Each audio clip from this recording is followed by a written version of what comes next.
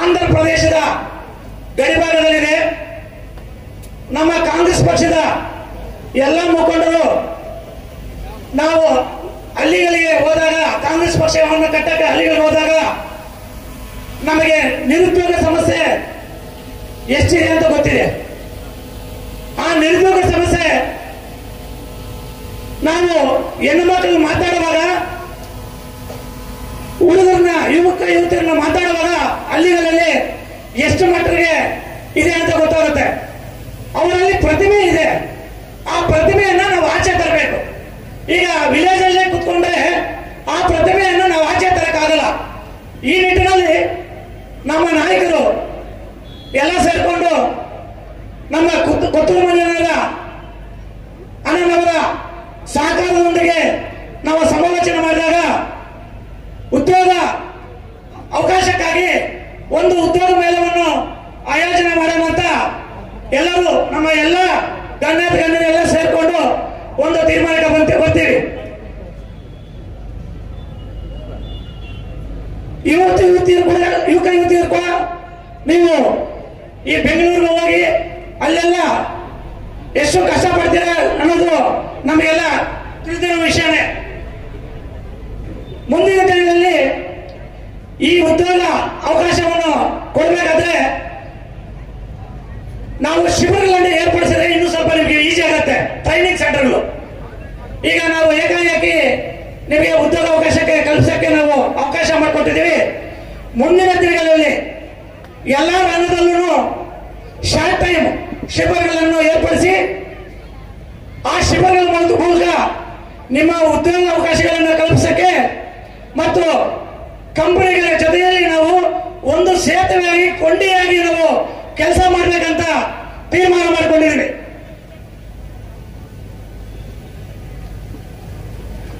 ನೀವು ಇಲ್ಲಿ ಯಾರಿಗಾದ್ರೂ ಅಕಸ್ಮಾತ್ ಕೆಲಸ ಸಿಗಲಿಲ್ಲ ಅಂತಂದ್ರೆ ನಿರಾಶೆ ಆಗಬೇಡಿ. 10,000ಕ್ಕಿಂತ ಇನ್ನೂ ಹೆಚ್ಚು ಉದ್ಯೋಗ ಅವಕಾಶಗಳಿದೆ. ಯಾರಿಗಾದ್ರೂ ಸಿಗಲಿಲ್ಲ ಅಂದ್ರೆ ನಮ್ಮನ್ನ ರಿಜಿಸ್ಟರ್ ಮಾಡ್ಕೊಳ್ಳಂಗೆ ನಾವು ಹಂತ ಹಂತವಾಗಿ ಅದನ್ನು ಕ್ಲಿಯರ್ ಮಾಡ್ತೀವಿ. ಅಕಸ್ಮಾತ್ ಯಾರಿಗಾದ್ರೂ ಸಿಗಲಿಲ್ಲ ಅಂತಂದ್ರೆ ನಾವು ಹಂತ ಹಂತವಾಗಿ ಕ್ಲಿಯರ್ ಮಾಡ್ತೀವಿ. ನಾವು 3 ವಿಷಯದಲ್ಲಿ ಕೆಲಸ ಮಾಡ್ಕೊಳ್ಬೇಕಂತ ಒಂದು ದಿಟ್ಟ ನಿರ್ಧಾರವನ್ನು ಮಾಡ್ಕೊಂಡಿದ್ದೀವಿ. ಒಂದು ಶಿಕ್ಷಣ, ಆರೋಗ್ಯ ಮತ್ತು ಉದ್ಯೋಗ. ಈ 3 ವಿಷಯದಲ್ಲಿ ಹಂತ ಹಂತವಾಗಿ ಇರುವ ಸಮಸ್ಯೆಯನ್ನು ಬಗೆಹರಿಸಿಕೊಡ್ಬೇಕಂತ ಅನ್ಕೊಂಡಿದ್ದೀವಿ. ಯಾಕಂದ್ರೆ ನಮ್ಮ ಮುಳಬಾಗಿಲು ತಾಲೂಕಿನಲ್ಲಿ ಎಲ್ಲ ಬಡತನ ರೇಖೆಗಿಂತ ಕಡಿಮೆ ಇರುವರು ಮತ್ತು ಮಿಡ್ಲ್ ಕ್ಲಾಸ್ ಮಧ್ಯಮ ವರ್ಗದವರು ಮಾತ್ರ ಇದ್ದಾರೆ. ಅದರಿಂದ ಇದಕ್ಕೆ ನಾವು ಮುಂದಿನ ದಿನಗಳಲ್ಲಿ ಒತ್ತು ಕೊಡ್ತೀವಿ.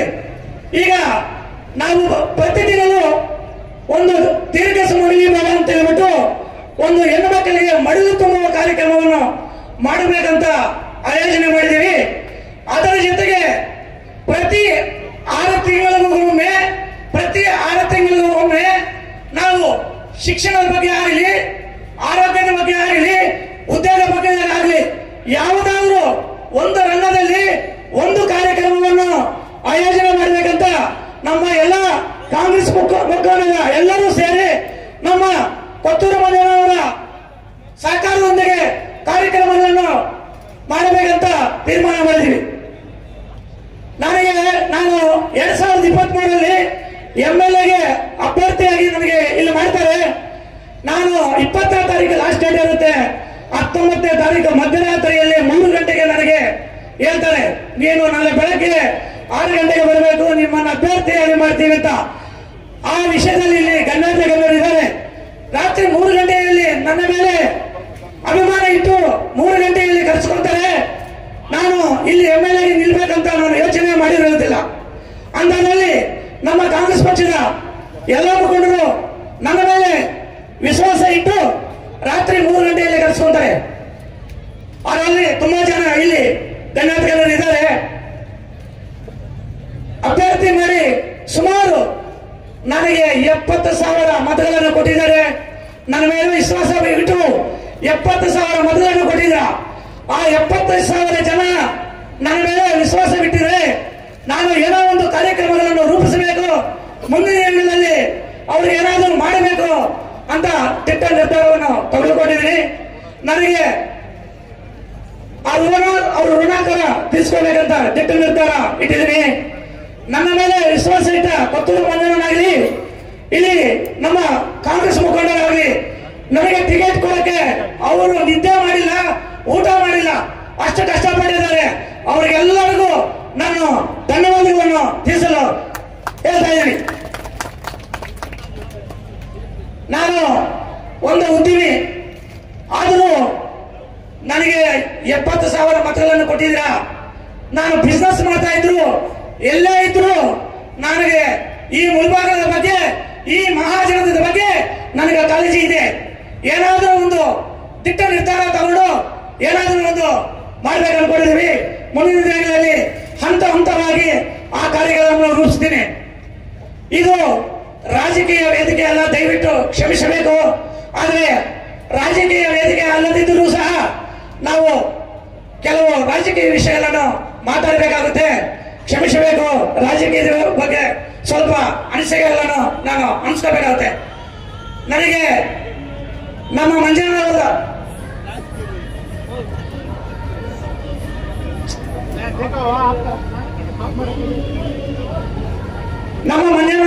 ನನಗೆ ಪಕ್ಷದ ಸಂಘಟನೆ ಮಾಡಕ್ಕೆ, ಕಾರ್ಯಕ್ರಮ ಮಾಡಕ್ಕೆ ನಮಗೆ ಎಲ್ಲ ರೀತಿಯೂ ಸಹಕಾರ ಮಾಡ್ತಾ ಇದ್ದಾರೆ. ಮುಖಂಡರು ಸಹ ನನಗೆ ಸಹಕಾರ ಮಾಡ್ತಾ ಇದ್ದಾರೆ. ಆ ಸಹಕಾರ ಜೊತೆಗೆ ಮುಖಂಡ ನಮ್ಮ ಮಂಜಣ್ಣನಲ್ಲಿ ಕೆಲವು ಮನವಿಗಳನ್ನು ಮಾಡ್ಕೊಳ್ತೀನಿ.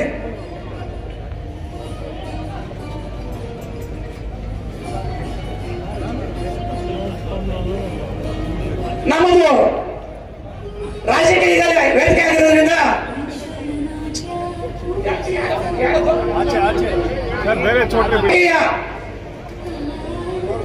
ರಾಜಕೀಯ ಅಂದ್ರೆ ನಾವು ಅಭಿವೃದ್ಧಿಯಲ್ಲಿ ನಾವು ದಿಟ್ಟ ನಿರ್ಧಾರವನ್ನು ತಗೋಬೇಕಾಗುತ್ತೆ.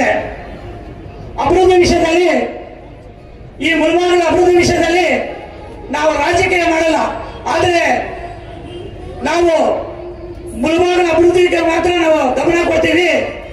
ಆ ಮುಳಬಾಗಿಲ ಅಭಿವೃದ್ಧಿ ವಿಷಯದಲ್ಲಿ ಎರಡು ಮೂರು ಬೇಡಿಕೆಗಳನ್ನು ನಮ್ಮ ಮಂಜುನಾಥ್ ಹತ್ರ ಇಡ್ತೀನಿ. ನಮ್ಮ ಮಂಜುನಾಥ್ ನಮ್ಮ ಜಿಲ್ಲಾ ಮಂತ್ರಿಗಳ ಸಹಕಾರದಿಂದ ನಮ್ಮ ಕಾಂಗ್ರೆಸ್ ಪಕ್ಷದ ನಿಯೋಗವನ್ನು ಕರ್ಕೊಂಡೋಗಿ ಮುಳಬಾಗಿಲ ಅಭಿವೃದ್ಧಿಗೋಸ್ಕರ 2-3 ನಾನು ರಿಕ್ವೆಸ್ಟ್ ಮಾಡ್ಕೊಂತೀನಿ. ಕಾರ್ಯಕ್ರಮಗಳನ್ನ ಆ ಕಾರ್ಯಕ್ರಮಗಳನ್ನು ನಡೆಸ್ಕೊಡ್ಬೇಕಾಗಿ ತಮ್ಮಲ್ಲಿ ವಿನಂತಿಸ್ಕೊಳ್ತೀನಿ. ಮುಳಬಾಗಿಲ ಸಮಗ್ರ ಅಭಿವೃದ್ಧಿಗೋಸ್ಕರ ಮುಳಬಾಗಿಲ ಯೋಜನಾ ಪ್ರಾಧಿಕಾರವನ್ನು ನಮ್ಮ ಕಾಂಗ್ರೆಸ್ ಪಕ್ಷದ ಎಲ್ಲ ಕೌನ್ಸಿಲರ್, ನಗರಸಭಾ ಸದಸ್ಯರಿದ್ದಾರೆ, ಇವರ ನಿಯೋಗದೊಂದಿಗೆ ನಮ್ಮ ಕಾಂಗ್ರೆಸ್ ಪಕ್ಷದ ಮುಖಂಡರೊಂದಿಗೆ ಈ ನಿಯೋಗವನ್ನು ಕರ್ಕೊಂಡೋಗಿ ಮುಳಬಾಗಿಲ ಸಮಗ್ರ ಅಭಿವೃದ್ಧಿಗೋಸ್ಕರ ಮುಳಬಾಗಿಲ ಯೋಜನಾ ಪ್ರಾಧಿಕಾರವನ್ನು ಮಾಡಿಕೊಡಬೇಕಾಗಿ ತಮ್ಮಲ್ಲಿ ವಿನಂತಿಸ್ಕೊಳ್ತಾ ಇದ್ದೀನಿ. ಮುಳಬಾಗಿಲದಲ್ಲಿ ನೀರಾವರಿ ಸಮಸ್ಯೆ ತುಂಬಾ ಇದೆ. ಟ್ರಾಕ್ಟರ್ಗಳು ಎಷ್ಟೆಷ್ಟು ಓಡಾಡ್ತವೆ ಅಂತ ಗೊತ್ತಿದೆ. ಶಾಶ್ವತವಾಗಿ ಕುಡಿಯುವ ನೀರಿನ ಬಗ್ಗೆ ಸಮಸ್ಯೆ ಬಗ್ಗೆ ನಿವಾರಣೆ ಮಾಡಬೇಕು.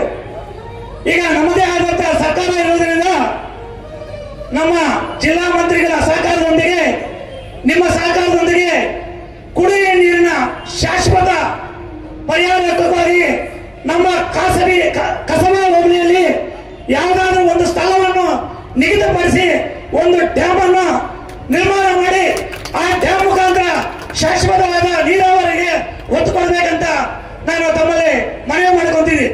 ನೀವು ಆವಾಗ ಮುಳಬಾಗಿಲು ಒಂದು ಕಣ್ಣಾದ್ರೆ ಕೋಲಾರ ಒಂದು ಕಣ್ಣಂತ ನೀವು ಆವಾಗ ಹೇಳ್ತಾ ಇರ್ತೀರಾ. ಕೋಲಾರ ಒಂದು ಕಣ್ಣಲ್ಲ, 2 ಕಣ್ಣು ಕೋಲಾರ ಆದ್ರೆ ಮುಳಬಾಗಿಲು ಹಾರ್ಟ್, ನಿಮ್ಮ ಹೃದಯ. ಅದರಿಂದ ದಯವಿಟ್ಟು ಈ ಮುಳಬಾಗಿಲ ಬಗ್ಗೆ ನೀವು ಒತ್ತು ಕೊಡಬೇಕು.